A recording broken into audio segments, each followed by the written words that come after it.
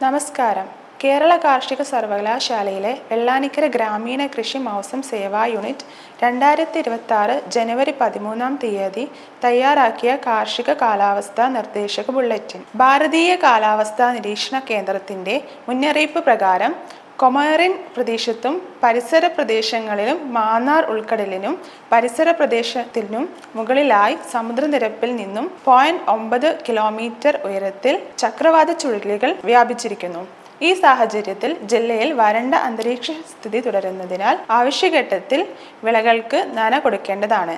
ജില്ലയിൽ വരും ദിവസങ്ങളിൽ കൂടിയ അന്തരീക്ഷ താപനില 33 ഡിഗ്രി സെൽഷ്യസും കുറഞ്ഞ അന്തരീക്ഷ താപനില 25 ഡിഗ്രി സെൽഷ്യസും ആകാനാണ് സാധ്യത. അന്തരീക്ഷത്തിലെ ഈർപ്പത്തിന്റെ അളവ് 40 മുതൽ 65%, കാറ്റിന്റെ വേഗത മണിക്കൂറിൽ ഏകദേശം 3 മുതൽ 4 കിലോമീറ്റർ വരെ ആകാനാണ് സാധ്യത.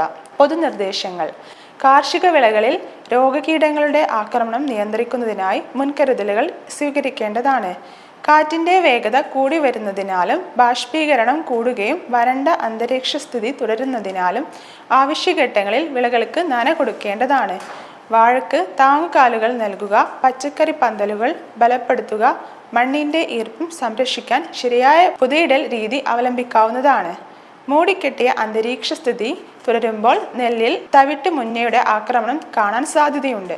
അവയെ നിയന്ത്രിക്കാൻ 2 ഗ്രാം തയോമെത്തോക്സാം 10 ലിറ്റർ വെള്ളത്തിൽ എന്ന തോതിൽ കലക്കി തളിക്കുക. നെല്ലിൽ ബാക്ടീരിയ മൂലമുള്ള ഇലകരിച്ചിൽ പടരാതെ നിയന്ത്രിക്കാൻ 20 ഗ്രാം പച്ചച്ചാണകം 1 ലിറ്റർ വെള്ളത്തിൽ കലക്കി തെളിയെടുത്ത് 20 ഗ്രാം സ്യൂഡോമോണസ് 1 ലിറ്റർ വെള്ളത്തിൽ കലക്കിയതും ചേർത്ത് തളിക്കാവുന്നതാണ്.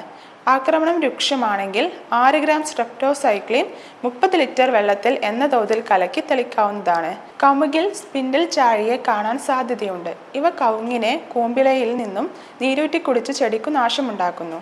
ഇതിന്റെ ഫലമായി ഇല ഉണങ്ങി കൊഴിഞ്ഞു പോകുന്നു. ഇവയെ നിയന്ത്രിക്കാനായി 1.5 മില്ലി ഡൈമെഥോയേറ്റ് 1 ലിറ്റർ വെള്ളത്തിൽ കലക്കി തളിക്കുക. വരണ്ട അന്തരീക്ഷ സ്ഥിതി തുടരുന്നതിനാൽ തക്കാളിയിൽ വെള്ളീച്ചയുടെ ആക്രമണം കാണാൻ സാധ്യതയുണ്ട്.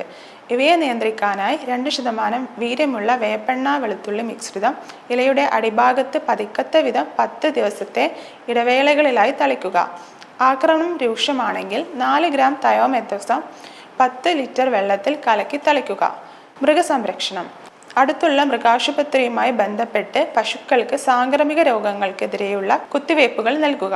കാലിത്തീറ്റയിൽ പൂപ്പൽ വിഷബാധ ഏൽക്കാതെ സൂക്ഷിക്കുക. നന്ദി.